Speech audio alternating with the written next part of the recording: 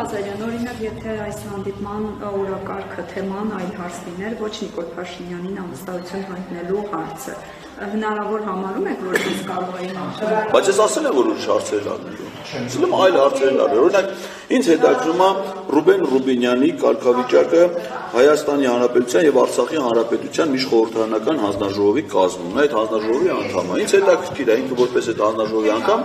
ինչ գործունեություն է վարել մինչև հիմա, առաջիկայում ինչ գործունեություն է պատրաստում վարի։ Ինքը համարվում է հայ-թուրքական գործընթացում հայկական կողմի պաշտոնական ներկայ։ Ինձ հետաքրքիր է նրա իրավական կարգավիճակը, նրա գործողությունները այդ առումով։ Ինքը եղել է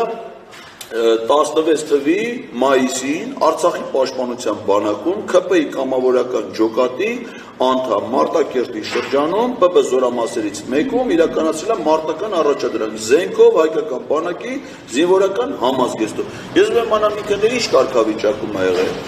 օկուպանտ ա եղել, ագրեսոր ա եղել, ռազմական հանցագործ ա եղել, թե դրանից հետո է դառել մեր երկրի դավայր։ Այսինքն ինքը գնացել է 16 թվականին մեր հայրենիքը պաշտպանելու, մեկ էլ ասում են մեր հայրենիքը չէր ազգ մեկ Ադրբեջանի։